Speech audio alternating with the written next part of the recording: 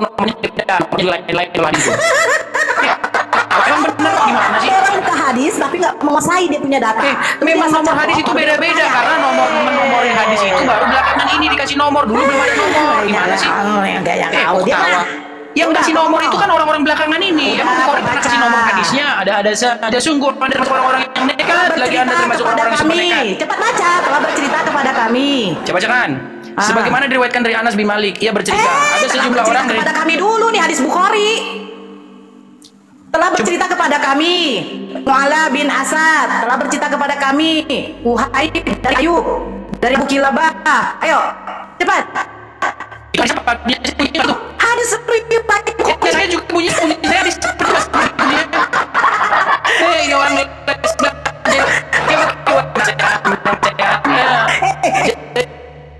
ya ingin lari dari hadis ini ribut malah dasar tidak tahu ribut masalah nomor padahal hadis ada yang juga sudah menceritakan bahwa hadisnya ada masih ribut masalah nomor. Anda ingin ngeles saja. Kenapa Anda ingin ngeles masalah nomor itu emang beda botol. Masalah nomor itu beda-beda. Nggak usah ribut nomornya, nggak usah ribut nomornya. 295 Aku 95 kita di sini punya Bukhari 95. Gimana? Kok ributin masalah nomornya udah bilang nomornya beda-beda? Saya tanya sama kamu. Bukhari enggak? Gimana siapa? Bapak tahu lah. Iya makanya itu karena kalian yang bikin nomornya nggak sama karena kalian nggak beda-beda dan bukan palsu. Kalian malu palsu sendiri. Salam teman-teman, kembali lagi bersama saya di channel Good News. Di dalam channel ini kita akan membahas tentang iman kekristenan. Segala hal yang bersangkut paut dengan iman Kristen akan kita tuangkan di dalam channel ini melalui setiap video-video yang akan diupload melalui channel ini. Baik itu materi-materi tentang sejarah kekristenan, kesaksian murtadin, debat lintas iman, ataupun berita-berita terbaru dari dalam iman kekristenan. Sebelum mulai videonya, saya mohon dukungan teman-teman untuk menekan tombol subscribe, like, share, dan komen agar channel ini dapat berkembang dan dapat memberitakan kabar baik kepada semua orang.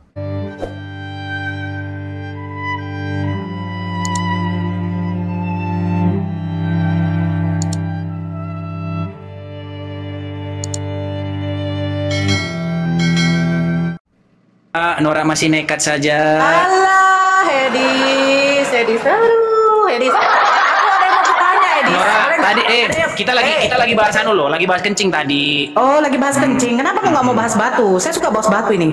Bahas batu? Iya. Gimana? Apa nggak kita selesaikan dulu yang kencing ini? Emangnya kencingnya kenapa? Mau keminum kencing kau? Kalau di ajaran Kristen tidak pernah ada ajaran untuk meminum kencing hewan. Siapa biang, Edi? Siapa biang? Di mana? Di ayat berapa? Di Raja-Raja itu, orang di situ minum kencing dan memakan taihnya. Ajaran bukan itu. Ajaran bukan itu. Nggak, ajaran bukan itu. Minum kencing. Udah, sebentar. Nora, yang saya tanya itu ajaran atau ada peristiwa? Terimalah itu dulu. Oke, aku terima. Jangan kita rungkat. Aku terima. Iya, sekarang aku tanya sama kau, itu kencing unta itu wajib nggak diminum? Di situ dikatakan kepada suku Wana bahwasanya suku Wana itu ada diwajibkan, jangan diwajib ya, jangan wajib, sunnah. Ada nggak disunahkan untuk minum? Ada lah. Semua yang dikatakan Muhammad itu kan sunnah. Semua yang dianjurkan Muhammad itu kan sunnah. Gimana sih? Kok ketawa dia? Malu ya teman-teman. Lihatlah di mukanya, di raut mukanya itu loh. Nora, ini kan sudah banyak nih dijual di Arab. Iya, sebentar. Enggak, sekarang sudah banyak dijual di Arab. Orang-orang yang umroh, yang saya mau mereka minum tanya, kencing onta di sana. Jangankan dia, itu kan bukti bahwasanya itu ada nggak? Ada nggak? Itu kan Muhammad menyuruh suku Wana. Berarti itu kan dapat dijadikan patokan. Gimana sih dulu hadisnya menyuruh kan? Baik, saya bacakan. Tertib ya, saya bacakan. Jangan dipotong ya. Saya bacakan tertib. Jangan langsung panik gitu. Wajahmu kelihatan ini loh. Kelihatan tertekan loh wajahmu. Saya bacakan. Siapa dulu? Biar saya buka. Saya buka dulu hadis apa? Hadis apa? Bentar. Iya. Ini gara-gara ada tombolnya ini jadi anu. Sama orang congor begini. Sebentar, ini ada tombol, ada merah-merahnya ini gimana cara ngilanginnya ini? Biar nggak kehalang bacaan saya. Mana aku tahu. Kau yang punya. Oke, Anas bisa bacakan. Anas bin Malik dia bercerita. Ada Anas bin Malik. hadis riwayat Muslim, hadis riwayat Bukhari. Hadis riwayat Muslim, hadis riwayat Bukhari. Satu-satu lah. Oke. Hadis riwayat Muslim, hadis riwayat Baik, nggak Bukhari. apa-apa. Dia masih ngeles pemirsa, dia masih ngeles, nggak Hadis apa-apa. apa? Masa hadis riwayat Baik. Muslim, hadis riwayat Baik, Bukhari? saya tunjukkan, Iya, saya hadis tunjukkan. riwayat apa? Cepat. Hadis riwayat Muslim ada, riwayat Bukhari ada. Yang Muslim terserah. lah, yang Muslim berapa? Oke, Muslim, baik. Tampilkan dulu. Aduh. Nomor berapa? Sebentar, nomornya itu beda-beda. Oh, nomornya beda-beda. Nanti bahas batu ya. Boleh. Bahas batu ya, Edis, mau nggak? Iya. Mau apa nggak dulu? Udah dibilang iya kok. Gimana sih orang? Si Edis. Cepat. Hadis Muslim. Bilang iya loh dari Nomor tadi. berapa? Nomor berapa? Coba teman-teman ada yang tahu nomornya di kolom komentar teman-teman. Nih, kok ketawa? Saya kan sudah bilang bahwasanya saya tidak peduli masalah hadis-hadis ini. Tapi tidak tahu. Cuma dia hanya menjiplak Nggak masalah. Saya tampilkan ini, saya tampilkan. Cepat, tunggu dulu. Ya, hadis Muslim nomor.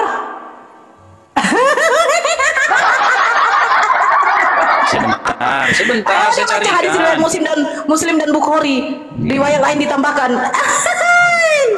Yang penting jangan lari, yang penting jangan lari ya, yang penting jangan Iya, lari. aku nggak lari. Aku di sini. Kau ini. Cepat, ayo, tunggu dulu. Nomor berapa? Cepat. Kau lama kali kau bawa data, nggak mau kau lengkap. Ayo. Oke, hadis riwayat Bukhari nomor 2795. Muslimnya tadi mana? Bukhari aja, Bukhari. Oh, Bukhari. Hadis riwayat Bukhari 2795. Jangan lari kamu ya. Awas kalau lari nanti. 275. Kalau nomor udah dibilang beda-beda. 2795. Iya, 2795. Oke. Di situ nggak tahu nomornya beda. Nomornya lain lagi tuh. Emang bener gimana sih? Orang buka hadis tapi nggak menguasai dia punya data. Memang nomor hadis itu beda-beda karena nomorin hadis itu baru belakangan ini dikasih nomor, dulu belum ada nomor. Gimana sih? Yang kayak kau Kok dia. ketawa? Yang kasih nomor itu kan orang-orang belakangan ini. Emang Bukhari pernah kasih nomor hadisnya? Ada sungguh Anda termasuk orang-orang yang nekat. Lagi Anda termasuk orang-orang yang super nekat. Cepat baca, telah bercerita kepada kami. Coba bacakan. Sebagaimana diriwayatkan dari Anas bin Malik, ia bercerita, ada sejumlah orang dari kepada kami dulu nih hadis Bukhari. Telah bercerita kepada kami. Mu'ala bin Asad telah bercerita kepada kami. Uhaib dari Ayub dari Bukilabah. Ayo, cepat. Hadis riwayat Bukhari. Saya juga punya saya hadis ini orang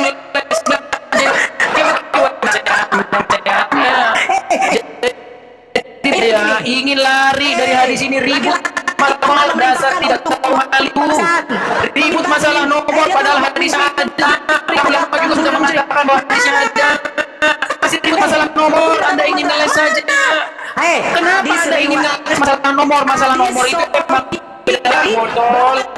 Masalah nomor itu beda-beda. Nggak usah ribut nomornya, nggak usah ribut nomornya. 275.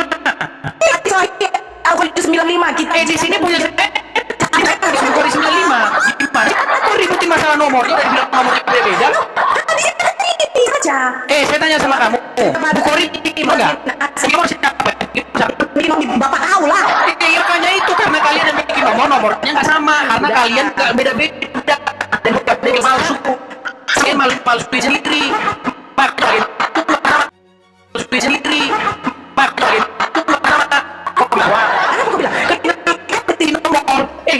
kamu ributin nomor, materi bentar lagi lari dia, bentar lagi dia lari, bentar lagi lari, nangis dia bentar lagi nangis dia bentar lagi. Udah aku bilang, kau jangan ribut masalah nomornya, jangan nomornya yang kau ributin, kok nomornya yang kau ributin, isinya yang kau masalahkan itu. Bongok kali lu si Edis ya. Ini punya saya di sini hadis 2795, 2568. Coba di 2568. Hadis Sahih Al-Bukhari 2796. Sekarang 2568. Nomor-nomor itu yang beda-beda kok gimana? Nomor kalian yang beda-beda, kalian yang ngasih nomor kok. Bukhari 226. Tuh, Bukhari 2568. Ibnu Majah 2568. Kalian yang kasih nomor sendiri beda-beda kok. Diam dulu lah kau. Ributin masalah nomor. Sungguh Anda termasuk orang-orang yang nekat. Lagi Anda termasuk orang-orang yang super nekat. Hadis Bukhari Ibnu Majah 2568, Bukhari 226, Bukhari 2568. Banyak nomornya. Saya baca dulu. Kamu gak usah ikutin nomornya, materinya aja mau bahas Hadis itu. Bukhari nomor 2568. Celing, udah kubuka. Telah 226. Aduh.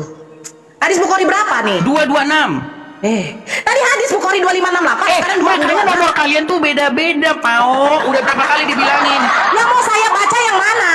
Bukhari 226. Oke, 226.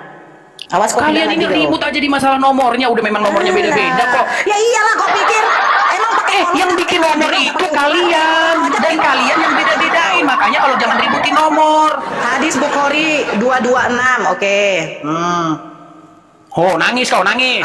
Telah menceritakan kepada kami Sulaiman bin Harb berkata telah menceritakan kepada kami Hamad bin Zaid dari Ayyub dan dari Abu Kilabah dari Anas bin Malik berkata beberapa orang dari atau Uraina datang ke Madinah, namun mereka tidak tahan dengan iklim Madinah sehingga mereka pun sakit. Beliaulah memerintahkan mereka untuk mendatangi unta dan meminum air seni dan susunya dicampur susu. Mana dicampur di situ? Minum air seni, minum air kencing, ya kencing. Ya, minum air kencing, minum kencing hewan tuh. Ya, minum kencing hewan terus. Saya baca. Nah, nangis kau kan, ada hadisnya nangis kau. Sekarang kau ributin lagi nomornya. Udah tahu ada berbelit-belit kau. Jangan kau berbelit-belit, udah ada hadisnya. Beliau lalu memerintahkan mereka untuk mendatangi unta dan meminum air seni dan susunya. Maka mereka pun berangkat menuju kandang unta zakat. Ketika telah sembuh, mereka membunuh pengembala unta Nabi Shallallahu Alaihi Wasallam dan membawa unta-untanya. Kemudian berita itu pun sampai kepada Nabi Shallallahu Alaihi Wasallam menjelang siang. Maka beliau mengutus rombongan untuk mengikuti jejak mereka. Ketika matahari telah tinggi, utusan beliau datang dengan membawa mereka. Beliau lalu memerintah agar mereka dihukum. Maka tangan dan kaki mereka dipotong. Mata mereka dicungkil. Lalu mereka enggak lah. Ini seram. Kisos berlaku. Seram Tuhan kau membinasakan bangsa Amalek. Lari, fokus. Makanya tadi bukan Tuhan kau mucikari loh. Fokus. Mereka minta minum namun tidak diberi. Abu Kilabah mereka semua mencuri setelah iman dan meraih Allah dan Rasulnya. Di sini di mana dikatakan wajib? Karena orang itu sakit. Oke, sudah selesai belum? Sudah selesai belum? Oke, berarti di situ Muhammad menganjurkan orang minum kencing hewan. Iya iyalah, kalau memang tidak ada zaman itu. Oke, berarti nabimu sebentar. Berarti nabimu mengajarkan kamu kalau sakit minum kencing hewan. Berapa kali kau? Kau gelagapan dia. Tadi dia ributin nomor. Ternyata setelah ada nangis dia. Tadi ngeributin dia nomornya mana ininya. Giliran ada nangis dia, ngeles dia. Lihat tuh mukanya terbeban. Terbeban dia mukanya. Kita bahas batu. Udah, sekarang sebentar dulu. Kenapa kau nggak minum kencing batu? Kenapa nggak kau minum kencing? Kenapa nggak kau minum kencing? Selesaikan dulu ini. Penyakit kok. Kalau kau sakit berarti minum kencing. Kalau kau sakit berarti minum kencing. Penyakit Iya, kalau. Yang saya tanya kalau. Menang lagi teman-teman. Kalau sakit kenapa minum kencing antara? Jangan lari dulu, kita selesaikan dulu. 59 ketika berarti kalau sakit, terima dulu matchnya. Terima dulu match dari saya. Terima match dari saya, jangan kau lari. Oke. Aku tanya sama kamu sekarang, Nora. Kalau kau sakit kau harus minum kencing nggak? Kalau kau sakit harus minum kencing nggak? Tidak mau mungkin minum kencing.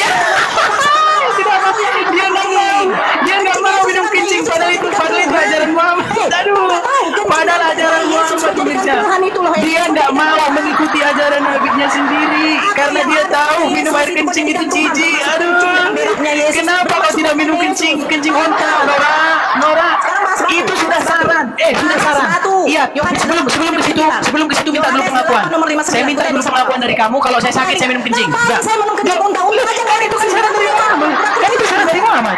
Kan itu saran dari Muhammad. Sekarang itu wajib nggak? Kan saran dari Muhammad. Wajib. Saran dari Muhammad. Kenapa kau nggak mau? Oke. Malu dia tidak mau mengikuti saran Muhammad. Sungguh kamu termasuk orang-orang yang berani kamu menentang Muhammad. Berani kamu menentang saran Muhammad yang sangat mulia. Berani kamu membantah saran Muhammad yang mulia untuk meminum kencing hewan. Mengapa kamu kalau sakit tidak minum kencing hewan? Sekarang kita tentang gimana? onta nggak mau diminum. Kita buat tantangan. Gimana? Sekarang gini, Saya minum kencing unta, kau minum racun maut. Kalau kau sakit kau minum kencing unta gimana? Gimana? Kalau kau sakit kau minum kencing unta gimana? Kau berani nggak dicuma? Enggak, kalau kau bilang dulu, kalau aku sakit aku minum kencing unta. Yang menerima Yesus sebagai juru selamat. Kita ke situ. Sebentar. Kita ke situ. Tapi bikin dulu pengakuan kesimpulan. Saya Nora, kalau saya loh. Kamu kok malu? Karena kau malu. Kalau sakit. Ini najis dibilang dia. Berarti Tuhanmu mengajari kau minum yang najis. Diharamkan di dalam imamat. Berarti Tuhan Muhammad mengajari kau minum yang najis. Ini bapak ulur dia bisa. Lihat mukanya, terbeban mukanya. Bentar lagi lari dia. Lari bentar lagi nih. Dipencet bentar lagi tombol. Pencet tombol lari. Minum racun maut. Pencet tombol lari Nora. Minum racun maut. Nora, pencet tombol lari. Kenapa kau bilang kencing najis? Kenapa kau bilang kencing najis? Berani nggak kau? Kenapa kau bilang kencing najis? Berani nggak kau? Kenapa kau bilang kencing najis? Dibilang Berani nggak? dia lari dia teman-teman. Kita tutup dulu kesimpulan kita ini. Kita tutup dulu kesimpulan kita ini dengan sebuah statement dari kamu bahwasanya kamu bilang begini. Bahwasanya, nah, kenapa kau nggak minum kencing unta? Kenapa kau nggak minum kencing unta? Malu. Tidak ada yang namanya pengobatan atau Dia saya tahu itu dia malu mengikuti sunnah. Dia malu pemirsa mengikuti sunnah. Sungguh kamu tega kamu ya. Tega kamu mengatakan itu malu. Kamu bilang masa kamu bilang najis? Muhammad yang nyuruh minum kencing. Dia menyuruh minum kencing. Kamu bilang itu najis. Najis kamu bilang itu lancang kamu ya. Lancang kamu ya. Selalu Kristen bilang coba Nora debat sama Edis. Lancang. Ya tuh. Mic-mu masih kalah dengan saya Nora. Ya. Suara saya lebih besar daripada mic-mu. Terima kasih yang kasih boneka Pak. Makasih Bang. Itu saya yakin Nora, akan mati. Kenapa kamu bilang bahwasanya itu najis? Kenapa kamu bilang itu najis? Padahal itu Muhammad yang mengajarkan. Berani-beraninya kamu lancang kamu ya. Lancang kamu mengatakan bahwa itu najis sedangkan itu Muhammad yang nyuruh. Sungguh kamu Nora termasuk orang-orang yang keji. Dengan berani-beraninya kamu mengatakan Muhammad mengajarkan meminum hal najis. Kamu itu termasuk orang-orang yang nekat Nora. Sungguh kamu nekat Nora. Sudah babak belur dalam debat, babak belur pula kamu dalam poin. Habis kamu babak belur. Masih datang kau besok? Masih datang kau besok Nora? Orang babak belur kita bikin. Kita kandangin ya, kita karungin. Nora, dengarkan Nora. Kau bilang Muhammad mengajarkan meminum. Dengan pasal 31 pembalasan kepada orang Midian. Tuhan berfirman kepada Musa, lakukanlah pembalasan orang Israel kepada orang Midian. Kemudian engkau akan dikumpulkan kepada kaum leluhurmu. Lalu berkatalah Musa kepada bangsa itu, baiklah sejumlah orang dari antaramu mempersenjatai diri untuk berperang, supaya mereka melawan Midian untuk menjalankan pembalasan Tuhan terhadap Midian.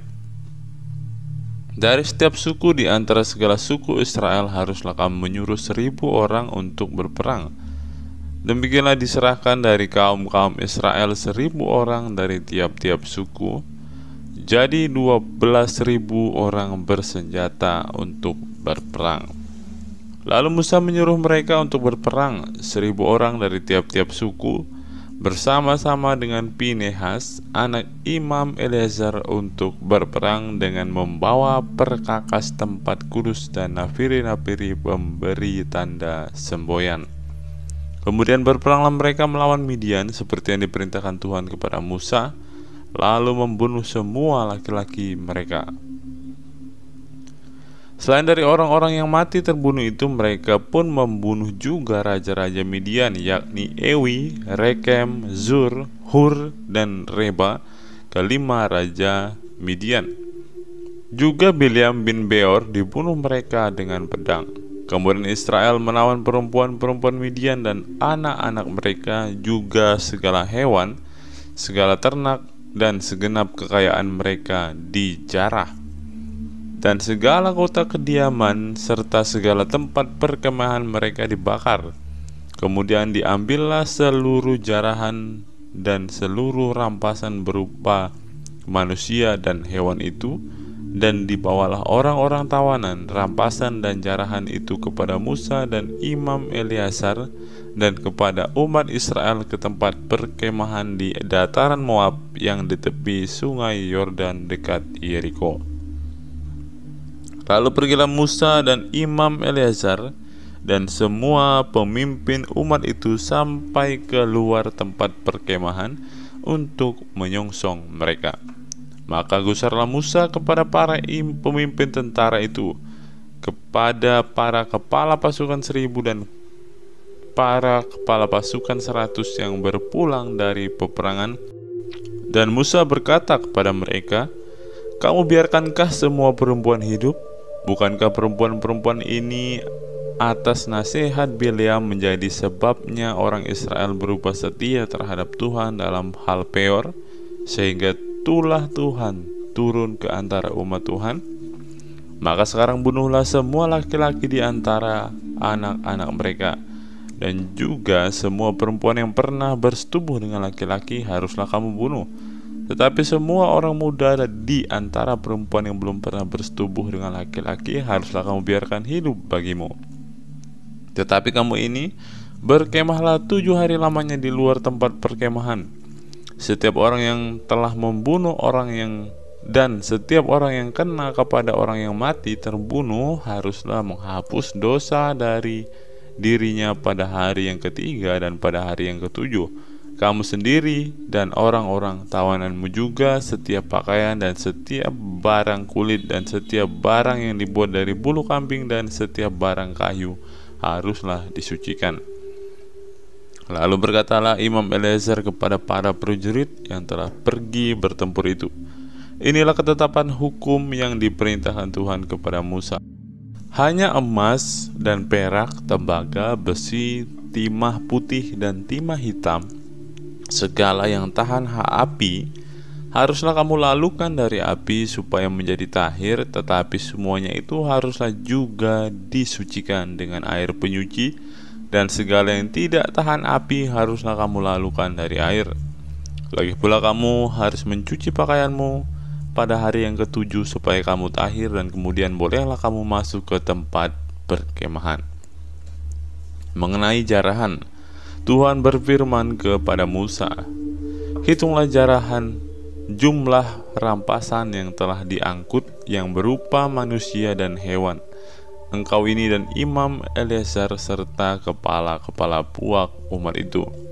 Lalu bagi dualah rampasan itu kepada pasukan bersenjata yang telah keluar berperang dan kepada segenap umat yang lain. Dan engkau harus mengkhususkan upeti bagi Tuhan dari para prajurit yang keluar bertempur itu, yakni 1 dari setiap 500, baik dari manusia, baik dari lembu, dari keledai, dan dari kambing domba. Dari yang setengah yang telah didapat mereka haruslah engkau mengambilnya, lalu menyerahkannya kepada Imam Eleazar sebagai persembahan khusus bagi Tuhan. Tetapi dari yang setengah lagi yang untuk orang Israel lain haruslah engkau mengambil 1 ambilan dari setiap 50, baik dari manusia, baik dari hewan, dari keledai, dan dari kambing domba, jadi dari segala hewan, lalu menyerahkan semuanya kepada orang Lewi memelihara kemah suci Tuhan." Kemudian Musa dan Imam Eleazar melakukan seperti yang diperintahkan Tuhan kepada Musa. Ada perampasan yakni yang masih tinggal dari apa yang telah dijarah laskar itu berjumlah 675.000 ekor kambing domba dan 72.000 ekor lembu dan 61.000 ekor keledai. Selanjutnya orang-orang, yaitu perempuan-perempuan yang belum pernah bersetubuh dengan laki-laki, seluruhnya 32.000 orang. Yang setengah yang menjadi bagian orang-orang yang telah keluar berperang itu jumlahnya 337.500 ekor kambing domba. Jadi upeti bagi Tuhan dari kambing domba itu ada 675 ekor lembu 36.000 ekor. Jadi upetinya bagi Tuhan ada 72 ekor. Keledai-keledai 30.500 ekor. Jadi upetinya bagi Tuhan ada 61 ekor. Dan orang-orang 16.000 orang. Jadi upetinya bagi Tuhan 32 orang. Lalu Musa menyerahkan upeti yang dikhususkan bagi Tuhan itu kepada Imam Eleazar seperti yang diperintahkan Tuhan kepada Musa. Yang setengah lagi yang menjadi bagian orang Israel lain, yang dipisahkan Musa dari bagian orang-orang yang telah berperang itu, yaitu yang setengah yang menjadi bagian umat yang lain, domba-domba 337.500 ekor, lembu-lembu 36.000 ekor, keledai-keledai 30.500 ekor, dan orang-orang 16.000 orang.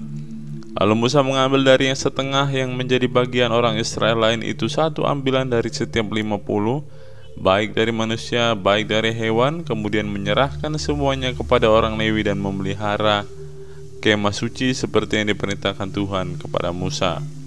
Lalu mendekatlah para pemimpin tentara, yakni kepala-kepala pasukan 1.000 dan kepala-kepala pasukan 100 kepada Musa, serta berkata kepadanya, "Hamba-hambamu ini telah menghitung jumlah prajurit yang ada di bawah kuasa kami, dan dari mereka tidak ada seorang pun yang hilang.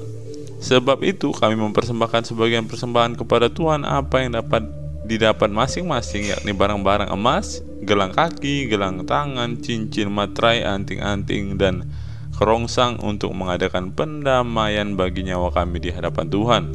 Maka Musa dan Imam Eleazar menerima dari mereka emas itu, semuanya barang-barang tumpaan, dan segala emas persembahan khusus yang dipersembahkan mereka kepada Tuhan, yakni yang dari pihak kepala-kepala pasukan 1.000 dan kepala-kepala pasukan 100 ada 16.750 sikal beratnya. Tetapi prajurit-prajurit itu masing-masing telah mengambil jarahan bagi dirinya sendiri. Setelah Musa dan Imam Eleazar menerima emas itu dari pihak kepala-kepala pasukan 1.000 dan kepala-kepala pasukan 100, maka mereka membawanya ke dalam kemah pertemuan sebagai peringatan di hadapan Tuhan untuk mengingat orang Israel. Bilangan 32, penyerahan daerah sebelah timur Sungai Yordan. Adapun Bani Ruben dan Bani Gad ternaknya banyak, bahkan sangat banyak sekali. Ketika mereka melihat tanah Yaezer dan tanah Gilead, tampaklah tempat itu yang baik untuk peternakan. Lalu datanglah Bani Gad dan Bani Ruben dan berkata kepada Musa, Imam Eleazar, dan kepada para pemimpin itu, Atarot, Dibon, Yaezer, Nimra, Esibon, Eleale, Sebam, Nebo, dan Beon, negeri yang telah dikalahkan oleh Tuhan untuk umat Israel, itulah suatu negeri yang baik untuk peternakan, dan hamba-hambamu ini memang ada ternaknya. Lagi kata mereka, jika kami mendapat kasih-Mu, biarlah negeri ini diberikan kepada hamba-hambamu ini sebagai milik. Janganlah kami harus pindah ke seberang sungai Yordan. Jawab Musa kepada Bani Gad dan Bani Ruben itu, masakan saudara-saudaramu pergi berperang dan kamu tinggal di sini? Mengapa kamu hendak membuat enggan hati orang Israel untuk menyeberang ke negeri yang diberikan Tuhan kepada mereka?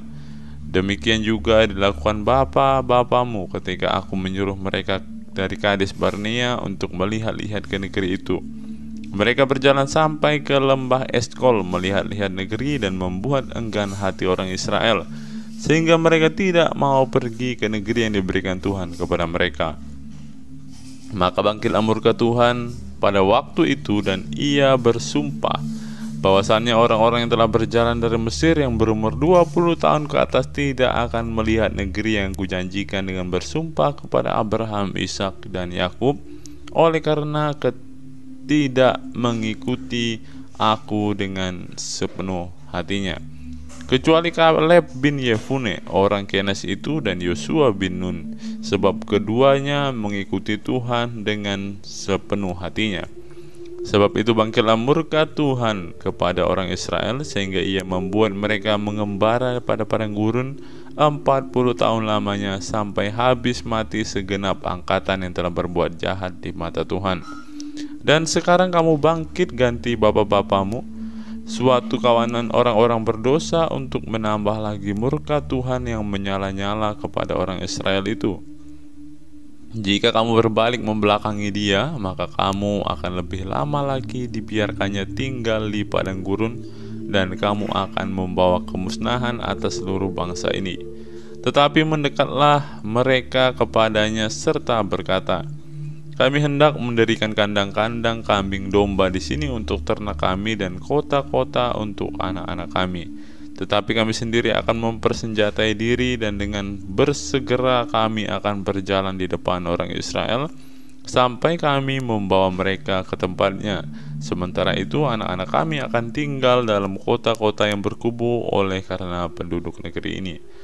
Kami tidak akan pulang ke rumah kami sampai setiap orang Israel memperoleh milik pusakanya. Sebab kami tidak mau menerima milik pusaka di seberang sungai Yordan sana, dan seterusnya. Apabila kami mendapat milik pusaka di seberang sungai Yordan sini di sebelah timur.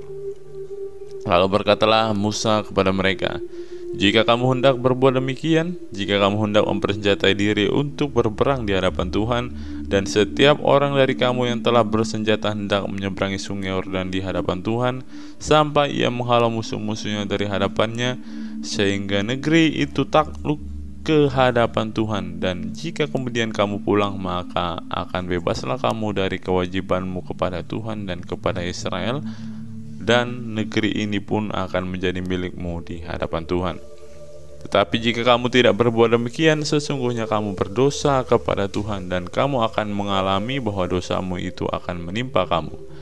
Dirikanlah kota-kota bagi anak-anakmu dan kandang-kandang bagi kambing dombamu, dan perbuatlah apa yang telah kamu ucapkan. Maka berkatalah Bani Gad dan Bani Ruben itu kepada Musa, hamba-hambamu ini akan berbuat seperti yang diperintahkan Tuanku. Anak-anak, istri-istri kami, ternak, dan hewan kami akan tinggal di sini di kota-kota Gilead. Tetapi hamba-hambamu ini akan menyeberang di hadapan Tuhan untuk bertempur, yakni setiap orang yang bersenjata untuk berperang seperti yang dikatakan Tuanku. Lalu Musa memberi perintah mengenai mereka kepada Imam Eleazar dan kepada Yosua bin Nun dan kepada kepala-kepala puak dari pasukan suku-suku Israel. Maka Musa berkata kepada mereka, jika Bani Gad dan Bani Ruben itu telah menyeberangi sungai Yordan bersama-sama dengan kamu untuk berperang di hadapan Tuhan, yakni semuanya orang yang bersenjata untuk berperang, dan jika negeri itu telah takluk kepadamu, maka haruslah kamu memberikan tanah Gilead kepada mereka sebagai milik. Tetapi jika mereka tidak menyeberang dengan bersenjata bersama-sama dengan kamu, maka haruslah mereka menerima tanah miliknya di tengah-tengahmu di tanah Kanaan. Lalu Bani Gad dan Bani Ruben itu menjawab, apa yang difirmankan Tuhan kepada hamba-hambamu ini akan kami lakukan. Kami sendiri akan menyeberang dengan bersenjata di hadapan Tuhan di tanah Kanaan, tetapi bagi kami tetaplah tanah milik pusaka kami di seberang sungai Yordan sini. Lalu Musa memberikan kepada mereka, kepada Bani Gad, kepada Bani Ruben, dan kepada setengah suku Manasye bin Yusuf, kerajaan Sihon raja orang Amori dan kerajaan Og raja Basan, yakni negeri mereka beserta kota-kotanya di seluruh negeri itu dengan daerah-daerah setiap kota itu. Maka Bani Gad membangun kota-kota Dibon, Atarot, Aroer, Atarot Sofan, Yaezer, Yokbeha, Bet Nimra, Bet Haran sebagai kota-kota yang berkubu dan sebagai tempat kandang-kandang kambing domba. Dan Bani Ruben membangun kota-kota Hesibon, Eleale, Kiryataim, Nebo, Baalmeon dengan mengganti nama-namanya, dan Sibma, dan mereka memberi nama lain kepada kota-kota yang dibangun mereka itu. Bani Makir bin Manasye pergi ke Gilead, mereka merebutnya dan menghalau orang Amori yang ada di sana. Lalu Musa memberikan Gilead kepada Makir bin Manasye, dan diamlah ia di sana. Yair anak Manasye pergi merebut dusun-dusunnya dan menamai Hawat Yair. Nabot pergi merebut Kenat dengan segala anak kotanya dan menamainya Nobah menurut namanya sendiri. Bilangan 33. Tempat-tempat persinggahan orang Israel di padang gurun. Inilah tempat-tempat persinggahan orang Israel Setelah mereka keluar dari Mesir, pasukan demi pasukan di bawah pimpinan Musa dan Harun. Musa menuliskan perjalanan mereka dari tempat persinggahan ke tempat persinggahan sesuai dengan titah Tuhan, dan inilah tempat-tempat persinggahan mereka dalam perjalanan mereka. Mereka berangkat dari Rameses pada bulan yang pertama pada hari yang ke-15 bulan yang pertama itu. Pada hari sesudah Paskah berjalanlah orang Israel keluar oleh tangan yang dinaikkan di depan mata semua orang Mesir. Sementara orang Mesir sedang menguburkan orang-orang yang telah dibunuh Tuhan di antara mereka, yakni semua anak sulung, sebab Tuhan telah menjatuhkan hukuman-hukuman kepada para allah mereka. Berangkatlah orang Israel dari Rameses lalu berkemah di Sukot. Mereka berangkat dari Sukot lalu berkemah di Etam yang di tepi padang gurun. Mereka berangkat dari Etam lalu balik kembali ke Pihahirot yang di depan Baal Sepon, kemudian berkemah di tetangan Migdol. Mereka berangkat dari Pihahirot dan lewat dari tengah-tengah laut ke padang gurun. Lalu mereka berjalan 3 hari perjalanan jauhnya di padang gurun Etam, kemudian mereka berkemah di Mara. Mereka berangkat dari Mara lalu sampai ke Elim. Di Elim ada 12 mata air dan 70 pohon korma. Di sanalah mereka berkemah. Mereka berangkat dari Elim lalu berkemah di tepi laut Teberau. Mereka berangkat dari laut Teberau lalu berkemah di padang gurun Sin. Mereka berangkat dari padang gurun Sin lalu berkemah di Dofka. Mereka berangkat dari Dofka lalu berkemah di Alus. Mereka berangkat dari Alus lalu berkemah di Rafidim, dan di sana tidak ada air minum untuk bangsa itu.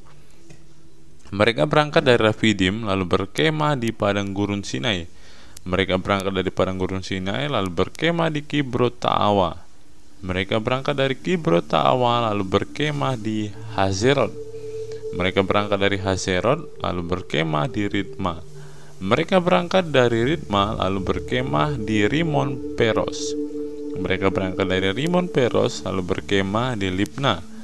Mereka berangkat dari Libna lalu berkemah di Risa. Mereka berangkat dari Risa lalu berkemah di Kehelata.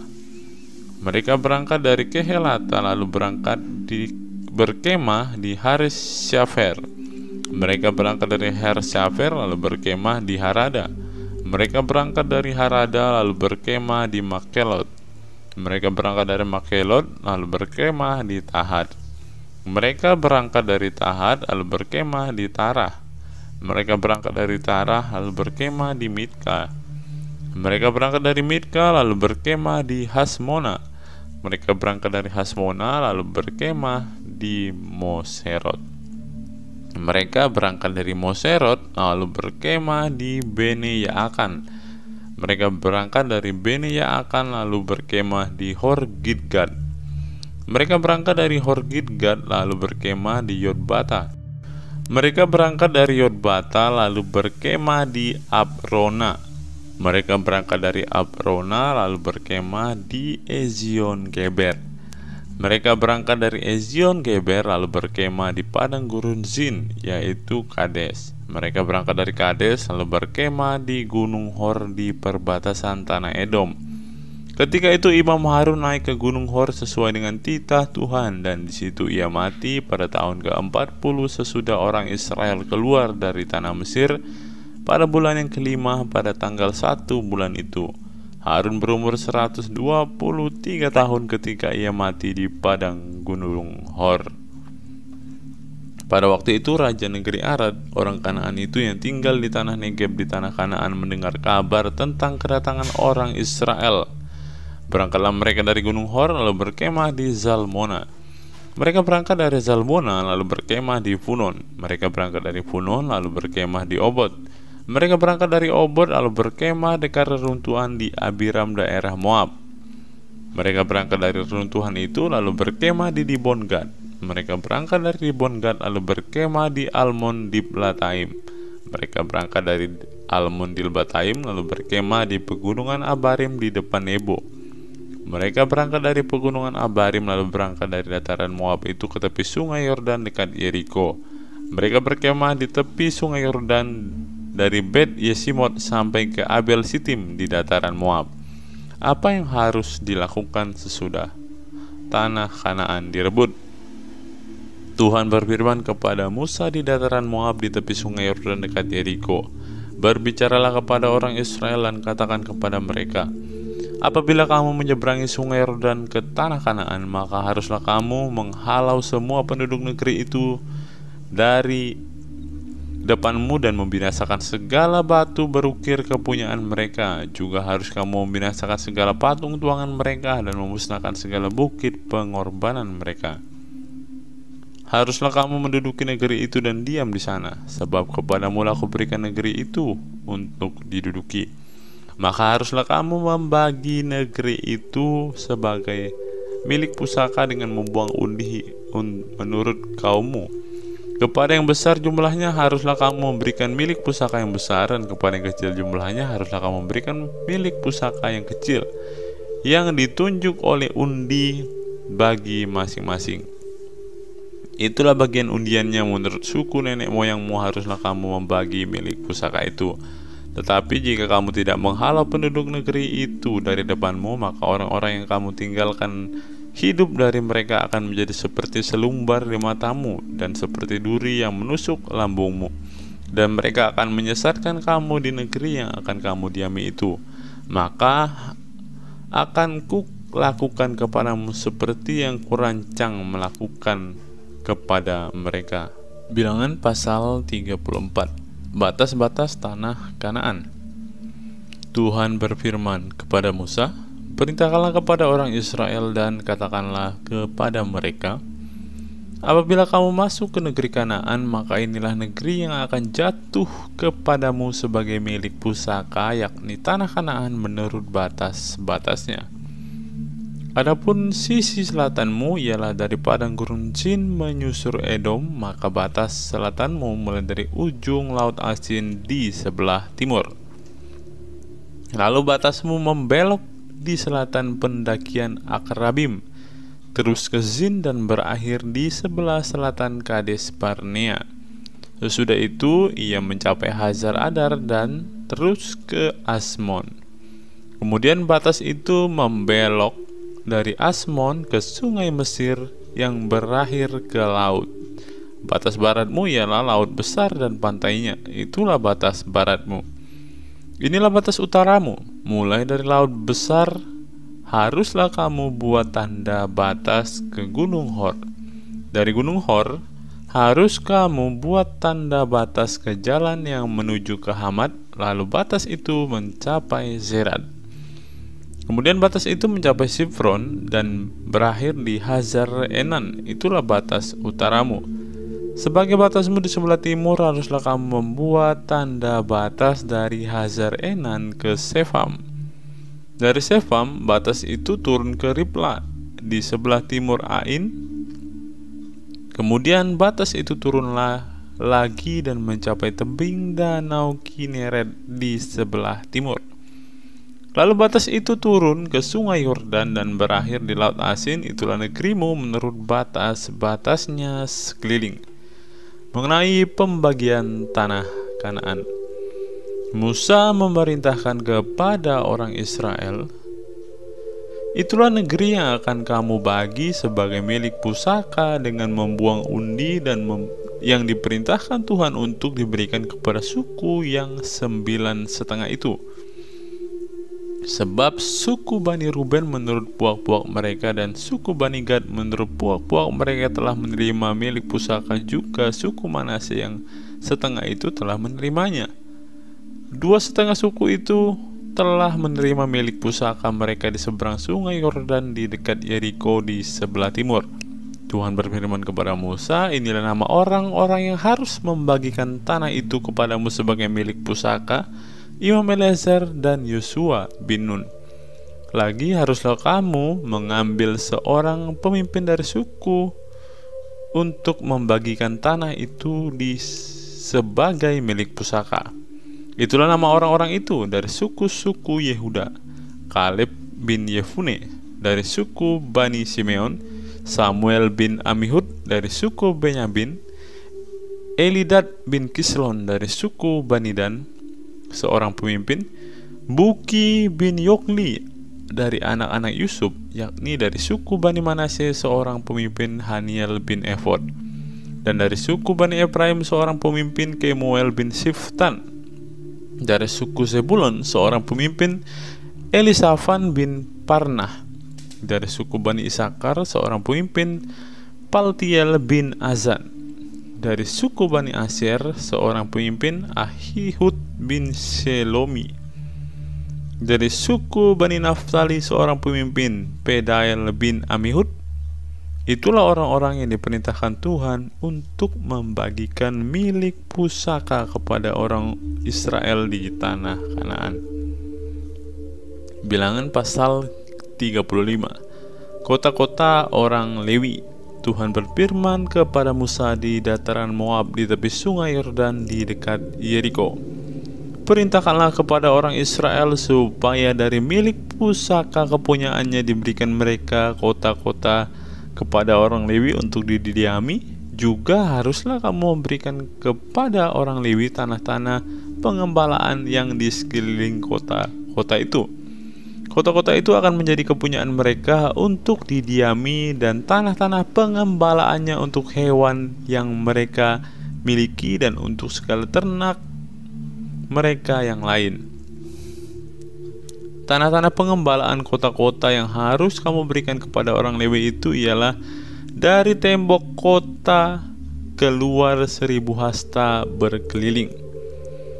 Di luar kota itu haruslah kamu mengukur 2000 hasta di sisi timur dan 2000 hasta di sisi selatan dan 2000 hasta di sisi barat dan 2000 hasta di sisi utara, sehingga kota itu berada di tengah-tengahmu. Itulah bagi mereka tanah-tanah pengembalaan kota-kota.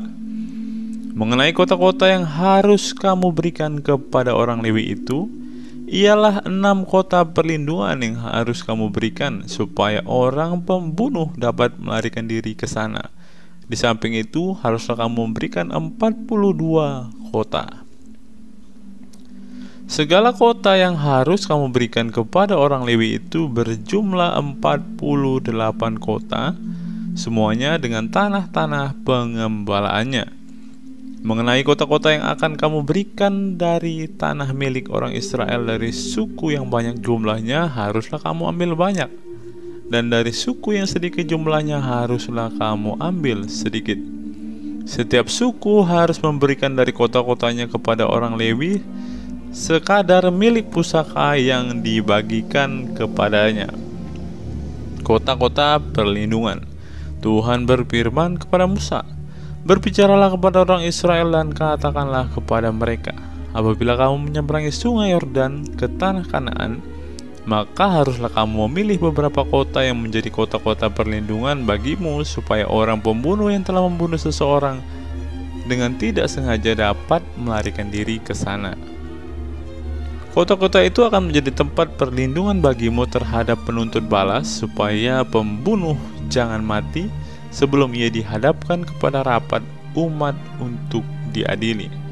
Dan kota-kota yang kamu tentukan itu haruslah 6 buah kota perlindungan bagimu. 3 kota harus kamu tentukan di seberang sungai Yordan sini, dan 3 kota harus kamu tentukan di tanah Kanaan, semuanya kota-kota perlindungan. Ke-6 kota itu haruslah menjadi tempat perlindungan bagi orang Israel dan bagi orang asing dan pendatang di tengah-tengahmu, supaya setiap orang yang telah membunuh seseorang dengan tidak sengaja dapat melarikan diri ke sana. Tetapi jika ia membunuh orang itu dengan benda besi sehingga orang itu mati, maka ia seorang pembunuh, pastilah pembunuh itu dibunuh. Dan jika ia membunuh orang itu dengan batu di tangan yang mungkin menyebabkan matinya seseorang sehingga orang itu mati, maka ia seorang pembunuh, pastilah pembunuh itu dibunuh. Atau jika ia membunuh orang itu dengan benda kayu di tangan yang mungkin menyebabkan matinya seseorang sehingga orang itu mati, maka ia seorang pembunuh, pastilah pembunuh itu dibunuh. Penuntut darahlah yang harus membunuh pembunuh itu. Pada waktu bertemu dengan dia, ia harus membunuh dia. Juga jika ia menumbuk orang itu karena benci atau melempar dia dengan sengaja sehingga orang itu mati, atau jika ia memukul dia dengan tangannya karena perasaan permusuhan sehingga orang itu mati, maka pastilah si pemukul itu dibunuh, dan seorang penuntut darah harus membunuh pembunuh itu pada waktu bertemu dengan dia. Tetapi jika ia sekonyong-konyong menumbuk orang itu dengan tidak ada perasaan permusuhan atau tidak sengaja melemparkan sesuatu benda kepadanya, atau dengan kurang ingat menjatuhkan kepada orang itu sesuatu batu yang mungkin menyebabkan matinya seseorang sehingga orang itu mati, sedangkan dia tidak merasa bermusuh dengan orang itu, juga tidak mengikhtiarkan celakanya, maka haruslah rapat umum mengadili orang yang membunuh itu dan penuntut darah menurut hukum ini, dan haruslah rapat umat membebaskan pembunuh dari tangan penuntut darah, dan haruslah rapat umat mengembalikan dia ke kota perlindungan, ke tempat ia telah melarikan diri. Disitulah ia harus tinggal sampai matinya imam besar yang telah diurapi dengan minyak yang kudus. Tetapi jika terjadi bahwa pembunuh itu keluar dari batas kota perlindungan tempat ia melarikan diri, dan penuntut darah mendapat dia di luar batas kota perlindungannya, dan penuntut darah membunuh pembunuh itu, maka tidaklah ia berhutang darah, sebab pembunuh itu wajib tinggal di kota perlindungan sampai matinya imam besar. Tetapi sesudah matinya imam besar, bolehlah pembunuh itu kembali ke tanah kepunyaannya sendiri. Itulah semuanya yang harus menjadi ketetapan hukum bagi turun-temurun di segala tempat kediamanmu. Setiap orang yang telah membunuh seseorang haruslah dibunuh sebagai pembunuh menurut keterangan saksi-saksi. Tetapi kalau hanya satu orang saksi saja tidak cukup untuk memberi keterangan terhadap seseorang dalam perkara hukuman mati. Janganlah kamu menerima uang tebusan karena nyawa seorang pembunuh yang kesalahannya setimpal dengan hukuman mati, tetapi pastilah ia dibunuh. Juga janganlah kamu menerima uang tebusan karena seseorang telah melarikan diri ke kota perlindungannya, supaya ia boleh kembali untuk diam di tanahnya sebelum matinya imam besar. Jadi janganlah kamu mencemarkan negeri tempat tinggalmu, sebab darah itulah yang mencemarkan negeri itu. Maka bagi negeri itu tidak dapat diadakan pendamaian oleh karena darah yang tertumpah di sana, kecuali dengan darah orang yang telah menumpahkannya. Maka janganlah menajiskan negeri tempat kedudukanmu, yang di tengah-tengah aku diam, sebab aku Tuhan diam di tengah-tengah orang Israel. Bilangan 36. Syarat perkawinan anak-anak perempuan yang mempunyai hak waris.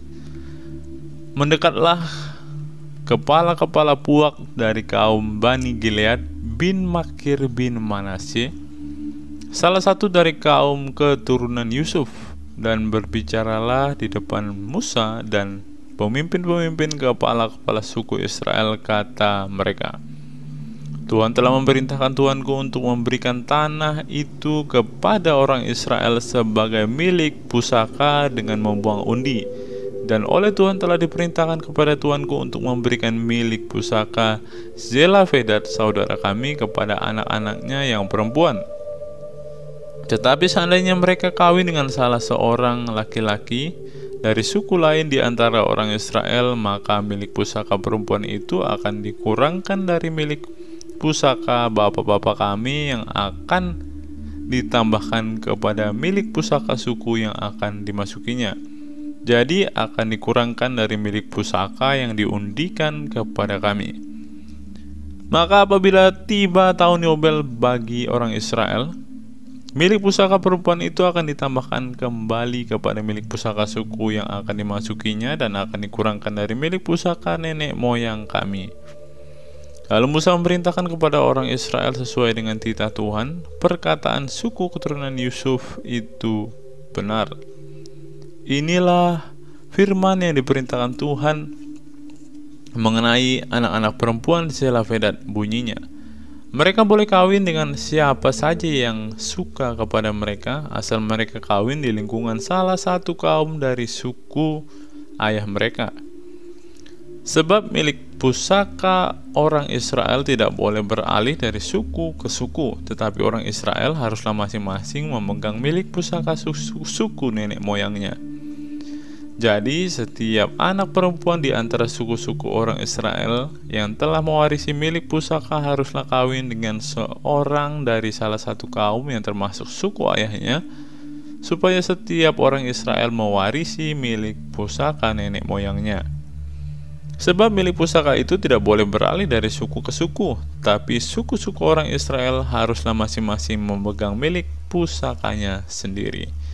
Seperti ini diperintahkan Tuhan kepada Musa, demikianlah diperbuat anak-anak perempuan Zelafedad. Maka Mahla, Tirza, Hokla, Milka, dan Noa, anak-anak perempuan Zelafedad kawin dengan anak-anak lelaki dari pihak saudara-saudara ayah mereka. Mereka kawin dengan laki-laki dari kaum-kaum Bani Manasye bin Yusuf, sehingga milik pusaka mereka tetap tinggal pada suku kaum ayahnya. Itulah perintah dan peraturan yang diperintahkan Tuhan kepada orang Israel dengan perantaraan Musa di dataran Moab di tepi sungai Yordan dekat Yeriko. Ulangan pasal 1, Musa meriwayatkan pengalaman di Gunung Horeb. Inilah perkataan-perkataan yang diucapkan Musa kepada seluruh orang Israel di seberang sungai Yordan, di padang gurun di Araba Yordan, di tentangan Suf antara Paran dan Tofel, Laban, Hazerot, dan di Zahab. 11 hari perjalanan jauhnya dari Horeb sampai ke Kades Barnea melalui jalan pegunungan Seir. Pada tanggal 1 bulan 11 tahun ke-40 berbicaralah Musa kepada orang Israel sesuai dengan segala yang diperintahkan Tuhan kepadanya demi mereka. Setelah ia memukul kala Sihon raja orang Amori dan diam di Hesibon, dan Og raja negeri Basan yang diam di Asitarot dekat Edrei di seberang sungai Yordan di tanah Moab, mulailah Musa menguraikan hukum Taurat ini, katanya.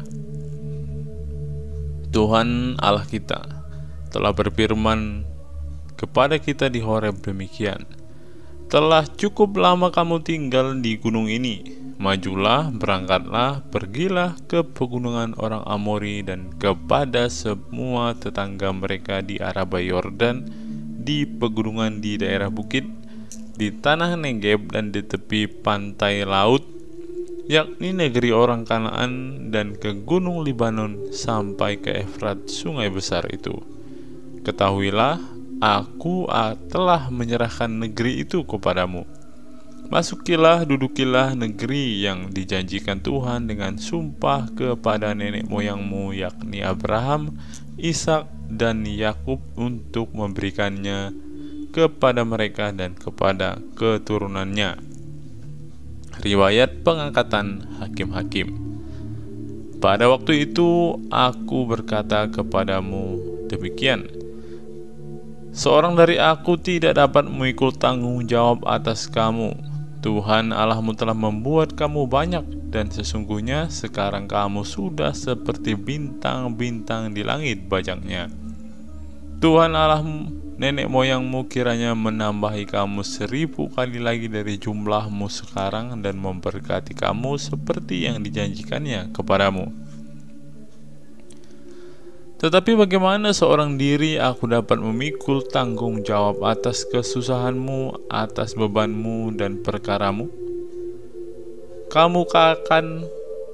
Kemukakanlah dari suku-sukumu orang-orang yang bijaksana, berakal budi, dan berpengalaman, maka aku akan mengangkat mereka menjadi kepala atas kamu.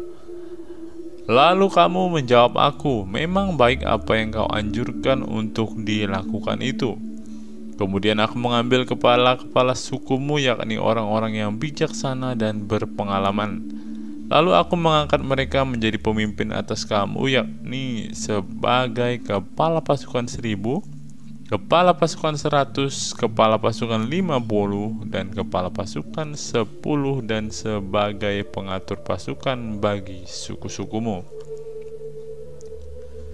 Dan pada waktu itu aku memerintahkan kepada para hakimmu demikian: berilah perhatian kepada perkara-perkara di antara saudara-saudaramu, dan berilah keputusan yang adil di dalam perkara-perkara antara seorang dengan saudaranya atau dengan orang asing yang ada padanya. Dalam mengadili jangan pandang bulu, baik perkara orang kecil maupun perkara orang besar harus kamu dengarkan. Jangan gentar terhadap siapapun, sebab pengadilan adalah kepunyaan Allah. Tetapi perkara yang terlalu besar sukar bagimu harus kamu hadapkan kepadaku supaya aku mendengarnya. Demikianlah aku pada waktu itu memerintahkan kepadamu segala hal yang harus kamu lakukan. Riwayat ke-12 pengintai. Kemudian kita berangkat dari Horeb dan berjalan melalui segenap padang gurun yang besar dan dahsyat yang telah kamu lihat itu, ke arah pegunungan orang Amori seperti yang diperintahkan kepada kita oleh Tuhan Allah kita. Lalu kita sampai ke Kades Barnea. Ketika itu aku berkata kepadamu, kamu sudah sampai ke pegunungan orang Amori yang diberikan kepada kita oleh Tuhan Allah kita.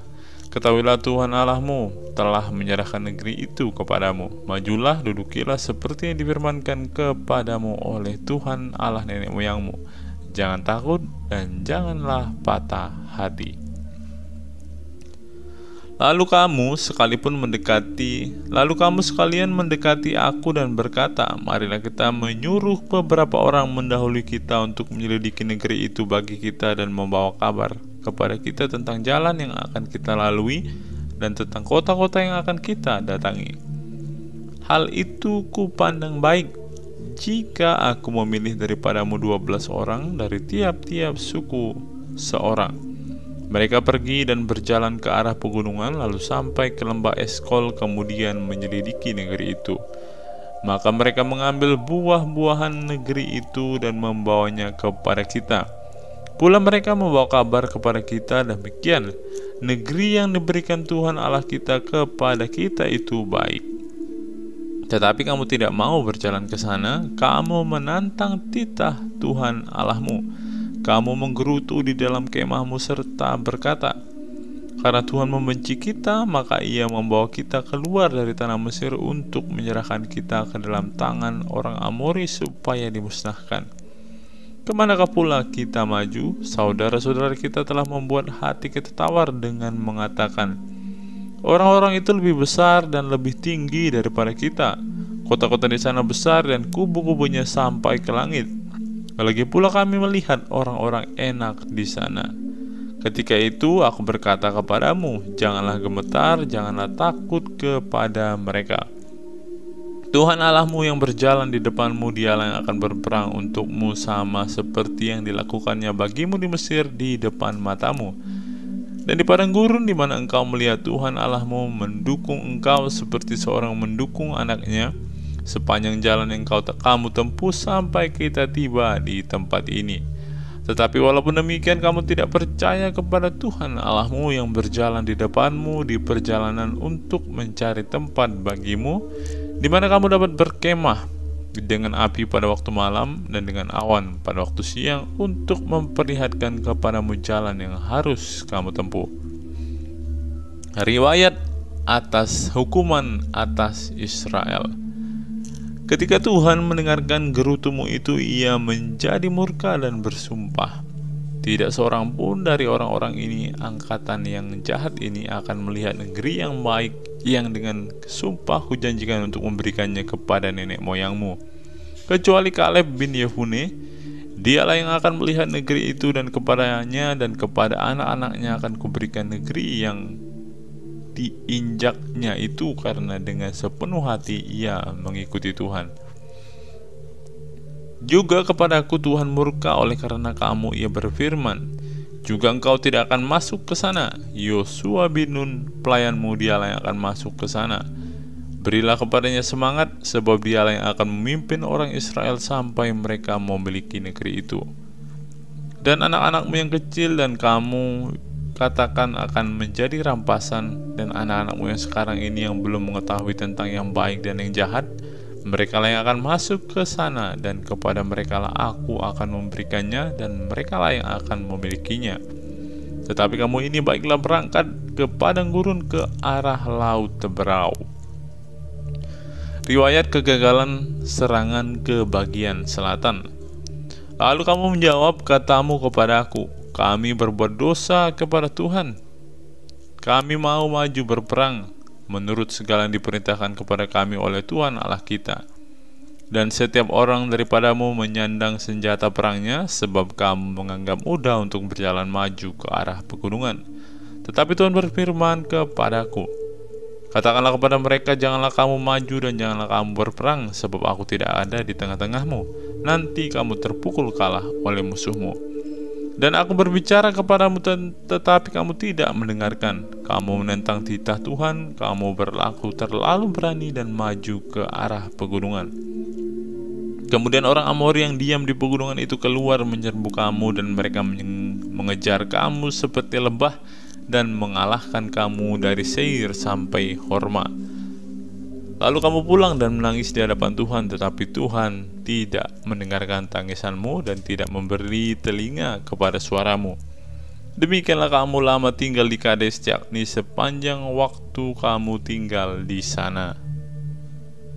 Ulangan pasal 2, riwayat perjalanan di padang gurun.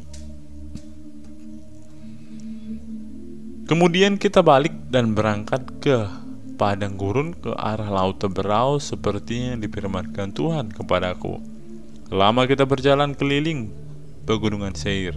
Lalu berfirmanlah Tuhan kepadaku demikian, telah cukup lamanya kamu berjalan keliling pegunungan ini. Beloklah sekarang ke utara. Perintahkanlah kepada bangsa itu demikian, sebentar lagi kamu akan berjalan melalui daerah-daerah saudaramu Bani Esau dan diam di Seir. Mereka akan takut kepadamu.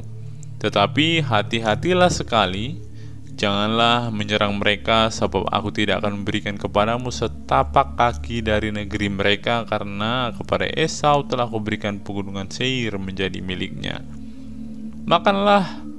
Makanan haruslah kamu beli dari mereka dengan uang, supaya kamu dapat makan, juga air haruslah kamu beli dari mereka dengan uang, supaya kamu dapat minum. Sebab Tuhan Allahmu memberkati engkau dalam segala pekerjaan tanganmu. Ia memperhatikan perjalananmu melalui padang gurun yang besar ini. Ke-40 tahun ini Tuhan Allahmu menyertai engkau, dan engkau tidak kekurangan apapun. Kemudian kita berjalan terus meninggalkan daerah saudara-saudara kita Bani Esau yang diam di Seir, meninggalkan jalan dari Araba Yordan, yakni dari Elad dan Ezion Geber. Sesudah itu kita belok dan berjalan terus ke arah pegunungan gurun Moab. Lalu berfirmanlah Tuhan kepadaku, janganlah melawan Moab dan janganlah menyerang mereka, sebab aku tidak akan memberikan kepadamu apapun dari negerinya menjadi milikmu, karena Ar telah kuberikan kepada Bani Lot menjadi miliknya. Dahulu orang Emim diam di sana, suatu bangsa yang besar dan banyak jumlahnya, tinggi seperti orang Enak. Mereka itu pun dikira orang Refaim seperti orang Enak, tetapi orang Moab menyebut mereka orang Emim. Dan dahulu di Seir diam orang Hori, tetapi Bani Esau telah menduduki daerah mereka, memunahkan mereka dari hadapannya, lalu menetap di sana menggantikan mereka, seperti yang dilakukan orang Israel dengan negeri miliknya yang diberikan Tuhan kepada mereka. Jadi sekarang bersiaplah kamu dan seberangilah sungai Zered. Lalu kita menyeberang sungai Zered. Lamanya kita berjalan sejak dari Kades Barnea sampai kita ada di seberang sungai Zered ada 38 tahun, sampai seluruh angkatan itu, yakni prajurit, habis binasa dari perkemahan seperti yang dijanjikan Tuhan dengan sumpah kepada mereka. Dan tangan Tuhan juga melawan mereka untuk menghamburkan mereka dari perkemahan sampai mereka habis binasa. Maka ketika dari bangsa itu telah habis binasa semua prajurit, berfirmanlah Tuhan kepadaku, pada hari ini engkau akan berjalan melintasi perbatasan Moab, yakni Ar. Maka engkau sampai ke dekat Bani Amon. Janganlah melawan mereka dan janganlah menyerang mereka, sebab aku tidak akan memberikan kepadamu apapun dari negeri Bani Amon. Itu menjadi milikmu, karena aku telah memberikannya kepada Bani Lot menjadi miliknya. Negeri ini pun dikira orang negeri orang Refaim. Dahulu orang Refaim diam di sana, tetapi orang Amon menyebut mereka orang Zamzuzim. Suatu bangsa yang besar dan banyak jumlahnya, tinggi seperti orang Enak, tetapi Tuhan telah memunahkan mereka dari hadapan Bani Amon, sehingga orang-orang itu menduduki daerah mereka dan menetap di sana menggantikan mereka. Seperti yang dilakukan Tuhan bagi Bani Esau dan yang diam di Seir, ketika ia memunahkan orang Hori dari depan mereka, sehingga mereka menduduki negeri orang Hori itu dan menetap di sana menggantikan orang-orang itu sampai sekarang. Juga orang Awi yang diam di kampung-kampung sampai Gaza dipunahkan oleh orang Kaftor yang berasal dari Kaftor, lalu orang Kaftor itu menetap di sana menggantikan mereka. Bersiaplah kamu, berangkatlah dan seberangilah sungai Arnon. Ketahuilah aku menyerahkan Sihon raja Hesibon orang Amori itu beserta negerinya ke dalam tanganmu. Mulailah menduduki negerinya dan seranglah Sihon. Pada hari ini aku mulai mendatangkan ke atas bangsa-bangsa di seluruh kolong langit keseganan dan ketakutan terhadap kamu, sehingga mereka menggigil dan gemetar karena engkau apabila mendengar tentang kamu. Riwayat peperangan melawan Sihon raja Hesibon. Kemudian aku menyuruh utusan dari padang gurun Kedemot kepada Sihon raja Hesibon menyampaikan pesan perdamaian, bunyinya, izinkanlah aku berjalan melalui negerimu. Aku akan tetap berjalan mengikuti jalan raya dengan tidak menyimpang ke kanan atau ke kiri.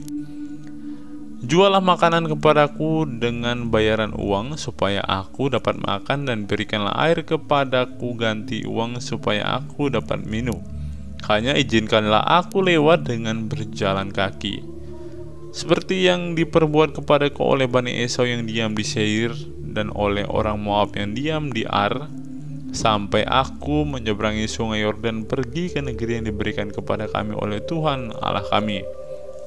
Tetapi Sihon raja Hesibon tidak mau memberikan kita berjalan melalui daerahnya, sebab Tuhan Allahmu membuat dia keras kepala dan tegar hati dengan maksud menyerahkan dia ke dalam tanganmu seperti yang terjadi sekarang ini. Lalu Tuhan berfirman kepadaku, ketahuilah aku mulai menyerahkan Sihon dan negerinya kepadamu. Mulailah menduduki negerinya supaya menjadi milikmu. Kemudian Sihon dan seluruh tentaranya maju mendatangi kita untuk berperang dekat Yahas. Tetapi Tuhan Allah kita menyerahkan dia kepada kita, sehingga kita mengalahkan dia dengan anak-anaknya dan seluruh tentaranya. Ayat 34, pada waktu itu kita merebut segala kotanya dan merampas penduduk setiap kota, laki-laki dan perempuan serta anak-anak. Tidak ada seorang pun yang kita biarkan terluput. Hanya hewan kita rampas bagi kita sendiri, seperti juga jarahan dari kota-kota yang telah kita rebut. Mulai dari Aroer di tepi sungai Arnon dan kota di lembah itu sampai Gilead, tidak ada kota yang bentengnya terlalu kuat bagi kita, sebab Tuhan Allah kita menyerahkan semuanya kepada kita. Hanya negeri Bani Amon tidak engkau dekati, baik sungai Yabok sepanjang tepinya maupun kota-kota di pegunungan, tepat seperti yang dilarang Tuhan Allah kita.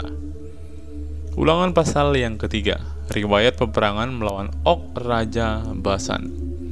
Kemudian beloklah kita dan maju ke arah Basan, dan Og raja Basan dengan seluruh tentaranya maju mendatangi kita untuk berperang di Edrei. Tetapi Tuhan berfirman kepadaku, janganlah takut kepadanya, sebab aku menyerahkan dia ke dalam tanganmu, beserta seluruh tentaranya dan negerinya, dan perlakukanlah dia seperti yang kau lakukan terhadap Sihon, raja orang Amori, yang diam di Hesibon. Dan Tuhan Allah kita menyerahkan juga Og Raja Basan beserta seluruh tentaranya ke dalam tangan kita, dan kita mengalahkan dia sehingga tidak seorang pun yang luput. Pada waktu itu kita merebut segala kotanya, tidak ada kota yang tidak kita rampas daripada mereka. 60 kota seluruh wilayah Argob, kerajaan Og di Basan. Semuanya itu adalah kota berkubu dengan tembok yang tinggi-tinggi, dengan pintu-pintu gerbang dan palang-palangnya. Lain daripada itu, sangat banyak kota yang tidak berkubu. Kita menumpas seluruh penduduknya seperti yang kita lakukan terhadap Sihon, Raja Hesibon, dengan menumpas penduduk setiap kota, laki-laki, perempuan, dan anak-anak. Tetapi segala hewan dan jarahan dari kota-kota itu kita rampas bagi kita sendiri. Jadi pada waktu dari tangan kedua raja orang Amori itu, kita merampas negeri yang di seberang sungai Yordan, mulai dari sungai Arnon sampai gunung Hermon. Orang Sidon menyebut Hermon itu Sirion, dan orang Amori menyebutnya Senir. Segala kota di dataran tinggi, seluruh Gilead dan seluruh Basan, sampai ke Salka dan Edrei, kota-kota kerajaan Og di Basan. Hanya Og Raja Basan yang tinggal hidup dari sisa-sisa orang Refaim. Sesungguhnya ranjangnya adalah ranjang dari besi. Bukankah itu masih ada di kota Raba Bani Amon? 9 hasta panjangnya dan 4 hasta lebarnya menurut hasta biasa. Riwayat penyerahan daerah sebelah timur sungai Yordan. Adapun negeri itu telah kita duduki pada waktu itu, mulai dari Aroer di tepi sungai Arnon beserta setengah dari pegunungan Gilead dengan kota-kota, aku berikan kepada orang Ruben dan orang Gad. Dan masih tinggal dari Gilead beserta seluruh Basan kerajaan Og, yakni seluruh wilayah Argob, aku berikan kepada suku Manasye yang setengah itu. Seluruh Basan ini disebut negeri orang Refaim. Yair anak Manasye mengambil seluruh wilayah Argob sampai daerah orang Gesur dan Makha, dan menamai daerah itu yakni Basan menurut namanya sendiri. Hawat Yair sampai sekarang. Kepada Makir diberikan Gilead, kepada orang Ruben dan kepada orang Gad kuberikan sebagian dari Gilead. Sebelah sini sampai sungai Arnon, yakni sebelah dari sungai itu dengan daerah pinggirnya, dan sebelah sana sampai sungai Yabok, batas daerah Bani Amon. Selanjutnya Araba Yordan dan sungai Yordan dengan daerah pinggirnya, mulai dari Kineret sampai ke laut Araba, yakni laut Asin, di kaki lereng gunung Pisga ke arah timur. Pada waktu itu aku memerintahkan kepadamu demikian: Tuhan Allahmu telah memberikan negeri ini kepadamu untuk dimiliki. Namun kamu, yakni semua orang yang gagah perkasa, harus menyeberang dengan bersenjata di depan saudara-saudaramu orang Israel. Hanya istri dan anak-anakmu serta ternak-ternakmu, aku tahu ada banyak ternak padamu, boleh tinggal di kota-kota yang telah kuberikan kepadamu, sampai Tuhan mengaruniakan keamanan kepada saudara-saudaramu seperti keadaan kepadamu, dan mereka pun memiliki negeri yang diberikan Tuhan Allahmu kepada mereka di seberang sungai Yordan. Sesudah itu bolehlah kamu pulang masing-masing ke tanah miliknya yang telah kuberikan kepadamu. Dan kepada Yosua kuperintahkan pada waktu itu demikian: matamu sendirilah yang melihat segala yang dilakukan Tuhan Allahmu terhadap kedua raja itu. Demikianlah akan dilakukan Tuhan terhadap segala kerajaan kemana engkau pergi. Janganlah takut kepada mereka, sebab Tuhan Allahmu dialah yang berperang untukmu. Musa tidak diperkenankan memasuki tanah Kanaan. Juga pada waktu itu aku mohon kasih karunia Tuhan daripada Tuhan demikian: ya Tuhan Allah, engkau telah memulai memperlihatkan kepada hambamu ini kebesaranmu dan tanganmu yang kuat. Sebab Allah manakah di langit dan di bumi yang dapat melakukan perbuatan perkasa seperti engkau? Biarkanlah aku menyeberang dan melihat negeri yang baik yang di seberang sungai Yordan, tanah pegunungan yang baik dan gunung Libanon. Tetapi Tuhan murka terhadap aku oleh karena kamu dan tidaklah mendengarkan permohonanku. Tuhan berfirman kepada aku, cukup, jangan lagi bicara perkara itu dengan aku. Naiklah ke puncak gunung Pisgah dan layangkanlah pandanganmu ke barat atau ke utara, ke selatan dan ke timur, dan lihatlah baik-baik, sebab sungai Yordan ini tidak akan kau seberangi. Dan berilah perintah kepada Yosua, kuatkan dan teguhkanlah hatinya, sebab dialah yang akan menyeberang di depan bangsa ini, dan dialah yang akan memimpin mereka sampai mereka memiliki negeri yang akan kau lihat itu. Demikianlah kita tinggal di lembah di tentangan Bet Peor. Kristus. Ulangan pasal 4. Musa menasihati bangsa itu memelihara hukum Allah. Maka sekarang, hai orang Israel, dengarlah ketetapan dan peraturan yang kuajarkan kepadamu untuk dilakukan, supaya kamu hidup dan memasuki serta menduduki negeri yang diberikan kepadamu oleh Tuhan Allah nenek moyangmu. Janganlah kamu menambahi apa yang kuperintahkan kepadamu, dan janganlah kamu menguranginya. Dengan demikian kamu berpegang pada perintah Tuhan Allahmu yang disampaikan kepadamu. Matamu sendiri telah melihat apa yang diperbuat Tuhan mengenai Baal Peor, sebab Tuhan Allahmu telah memunahkan dari tengah-tengahmu semua orang yang mengikuti Baal Peor. Sedangkan kamu sekalian yang berpaut pada Tuhan Allahmu masih hidup pada hari ini. Ingatlah, aku telah mengajarkan ketetapan dan peraturan kepadamu, seperti yang diperintahkan kepadaku oleh Tuhan Allahku, supaya kamu melakukan yang demikian di negeri yang akan kamu masuki untuk mendudukinya. Lakukanlah itu dengan setia, sebab itulah yang akan menjadikan kebijaksanaanmu dan akal budimu di mata bangsa-bangsa yang pada waktu mendengarkan segala ketetapan ini akan berkata, memang bangsa yang besar ini adalah umat yang bijaksana dan berakal budi. Sebab bangsa besar manakah yang mempunyai Allah yang demikian dekat kepadanya seperti Tuhan Allah kita setiap kali kita memanggil kepadanya? Dan bangsa besar manakah yang mempunyai ketetapan dan peraturan demikian adil seperti seluruh hukum ini yang kubentangkan kepadamu pada hari ini?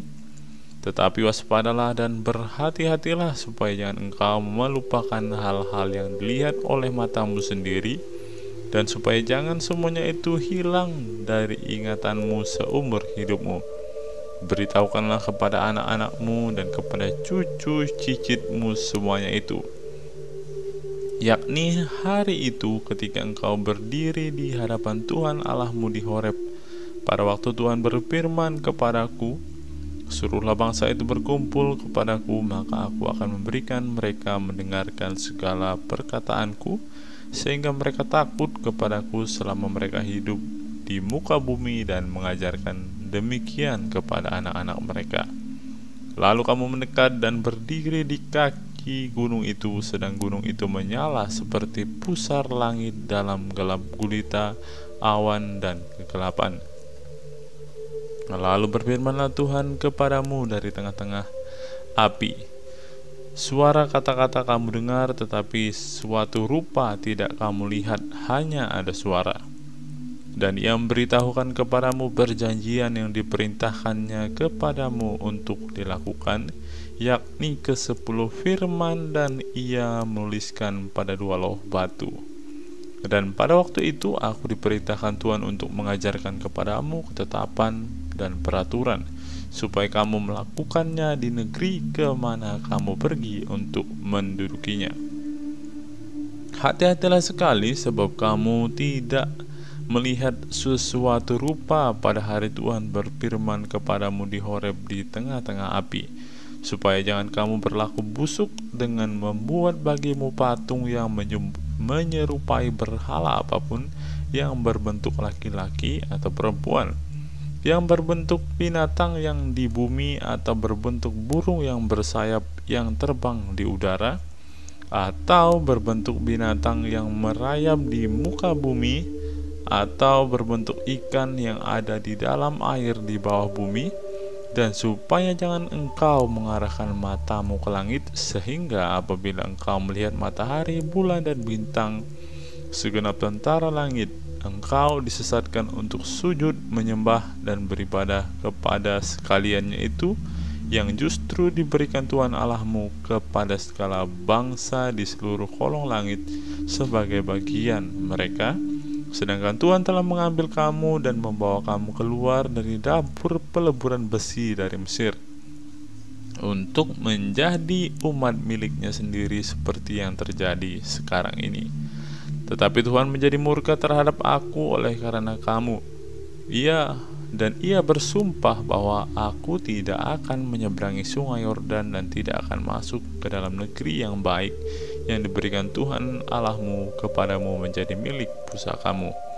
Sebab aku akan mati di negeri ini dan tidak akan menyeberangi sungai Yordan, tetapi kamu akan menyeberanginya dan menduduki negeri yang baik itu.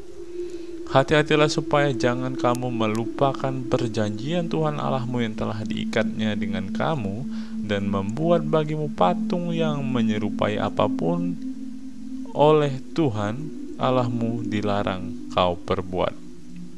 Sebab Tuhan Allahmu adalah api yang menghanguskan, Allah yang cemburu.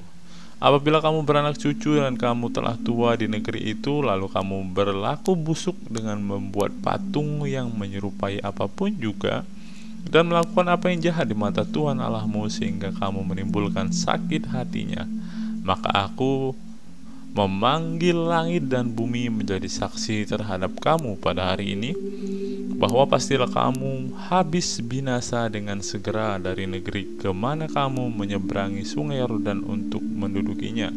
Tidak akan lanjut umurmu di sana, tetapi pastilah kamu punah.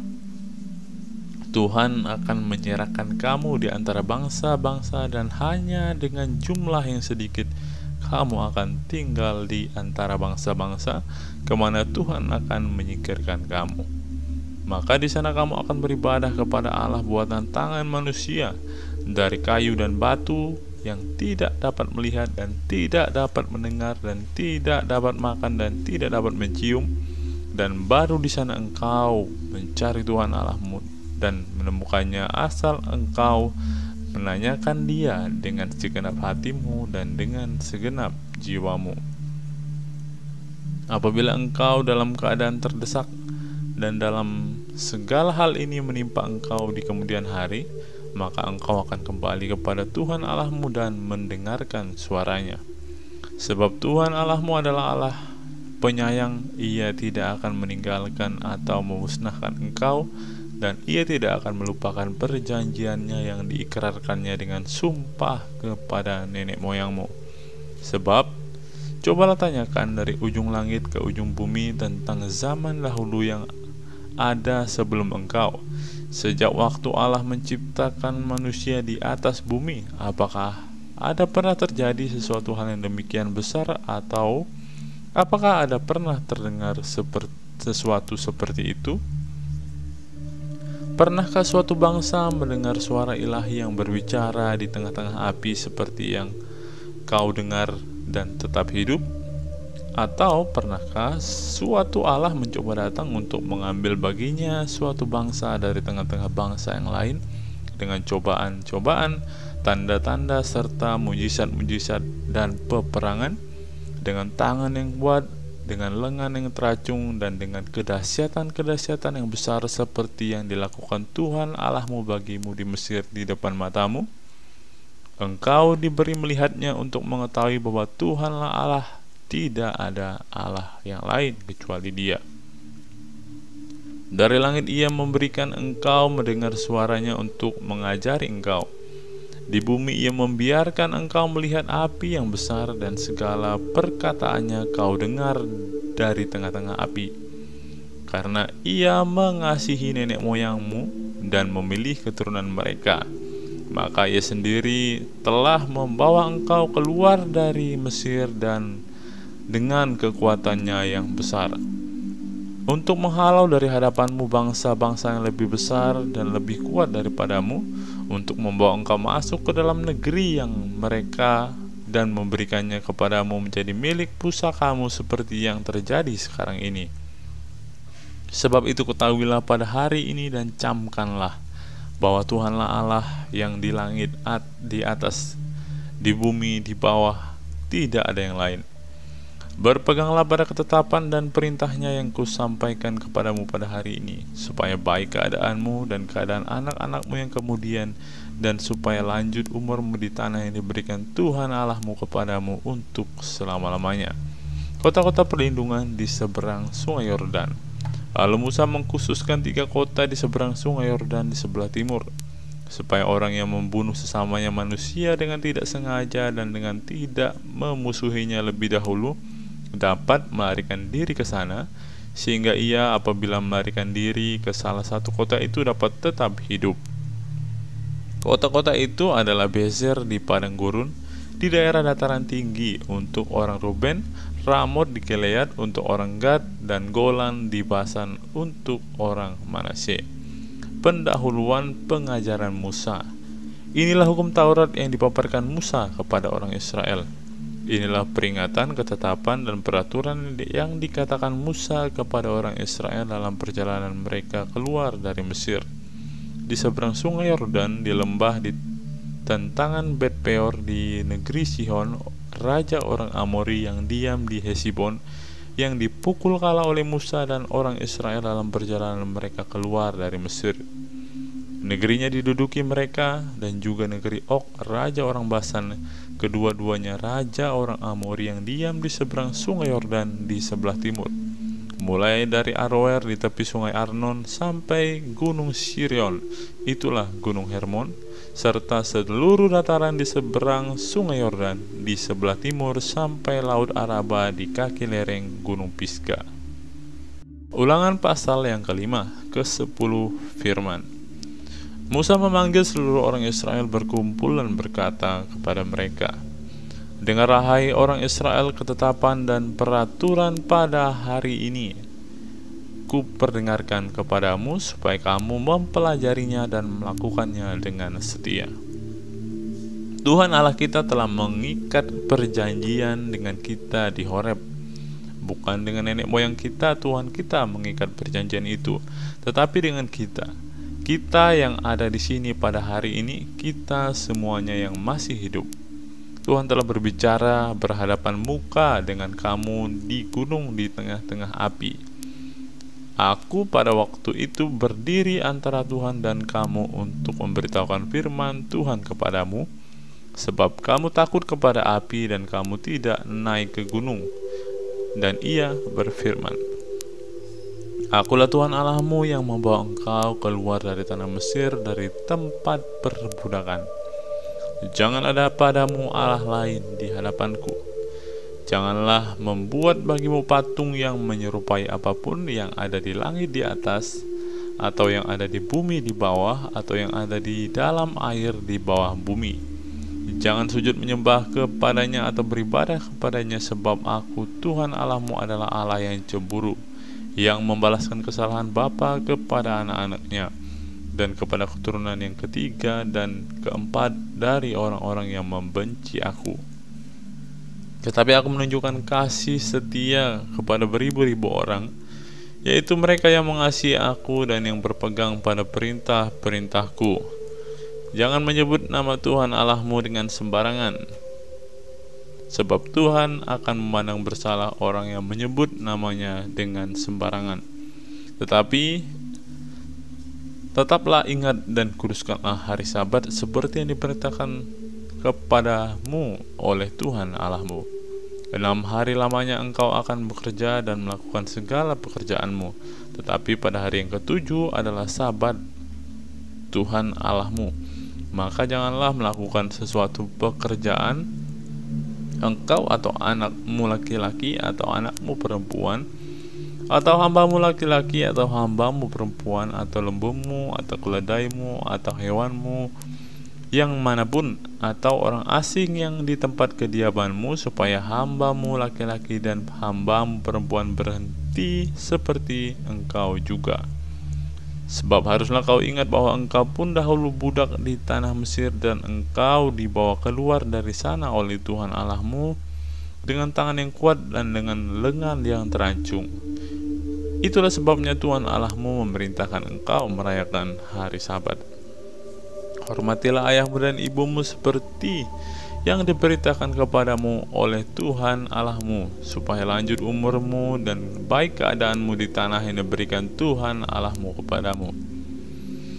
Jangan membunuh, jangan berzina, jangan mencuri, jangan mengucapkan saksi dusta tentang sesamamu, jangan mengingini istri sesamamu, dan jangan menghasratkan rumahnya, atau ladangnya, atau hambanya laki-laki, atau hambanya perempuan, atau lembunya, atau keledainya, atau apapun yang dipunyai sesamamu. Firman itulah yang diucapkan Tuhan kepada seluruh jemaah dengan suara nyaring di gunung, di tengah-tengah api, awan, dan kegelapan, dan tidak ditambahkannya apa-apa lagi. Ditulisnya semuanya pada 2 loh batu, lalu diberikannya kepadaku. Orang Israel takut menghadapi kedatangan Tuhan. Ketika kamu mendengar suara itu dari tengah-tengah gelap gulita, sementara gunung itu menyala, maka kamu, yakni semua kepala sukumu dan para tua-tuamu, mendekati aku dan berkata, sesungguhnya Tuhan Allah kita telah memperlihatkan kepada kita kemuliaan dan kebesarannya, dan suaranya telah kita dengar dari tengah-tengah api. Pada hari ini telah kami lihat bahwa Allah berbicara dengan manusia, dan manusia itu tetap hidup. Tetapi sekarang, mengapa kami harus mati? Sebab api yang besar ini akan menghanguskan kami. Apabila kami lebih lama lagi mendengarkan suara Tuhan Allah kita, kami akan mati. Sebab makhluk manakah yang telah mendengarkan suara dari Allah yang hidup dan yang berbicara dari tengah-tengah api seperti kami dan tetap hidup? Mendekatlah engkau dan dengarlah segala yang difirmankan Tuhan Allah kita, dan engkaulah yang mengatakan kepada kami segala yang difirmankan kepadamu oleh Tuhan Allah kita, maka kami akan mendengarkan dan melakukannya. Ketika Tuhan mendengarkan perkataan itu, sedang kamu mengatakan kepadaku, maka berfirmanlah Tuhan kepadaku, Tuhan, kau dengar perkataan bangsa ini yang dikatakan mereka kepadamu. Segala yang dikatakan mereka itu baik, kiranya hati mereka selalu begitu, yakni takut akan daku dan berpegang pada segala perintahku, supaya baik keadaan mereka dan anak-anak mereka untuk selama-lamanya. Pergilah, katakanlah kepada mereka, kembalilah ke kemahmu.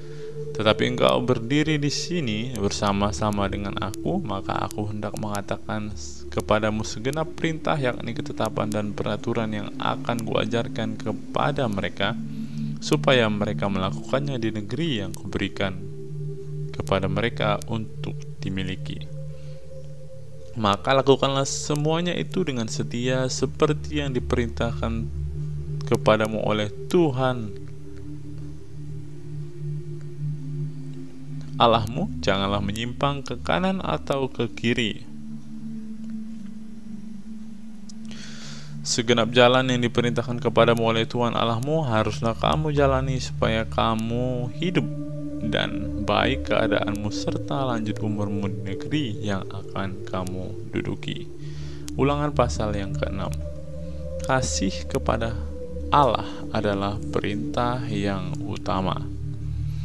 Inilah perintah, yakni ketetapan dan peraturan yang aku ajarkan kepadamu atas perintah Tuhan Allahmu untuk dilakukan di negeri kemana kamu pergi untuk mendudukinya, supaya seumur hidupmu engkau dan anak cucumu takut akan Tuhan Allahmu dan berpegang pada segala ketetapan dan perintahnya yang kusampaikan kepadamu, dan supaya lanjut umurmu.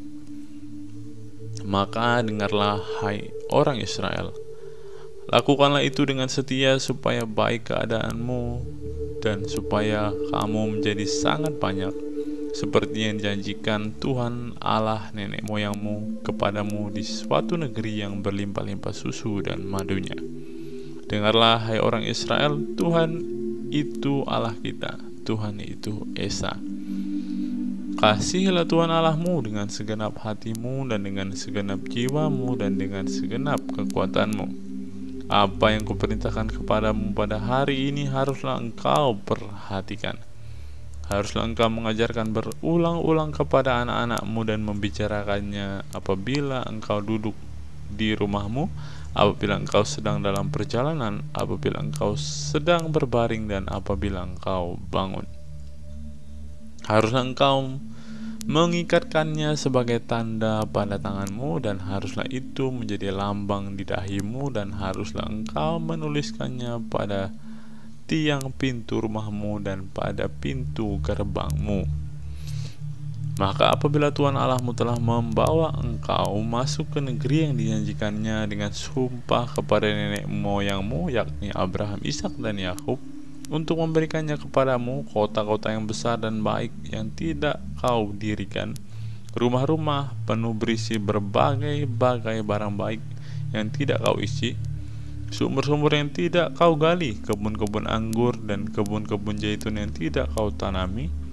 Dan apabila engkau sudah makan dan menjadi kenyang, maka berhati-hatilah supaya jangan engkau melupakan Tuhan yang telah membawa kamu keluar dari tanah Mesir, dari rumah perbudakan.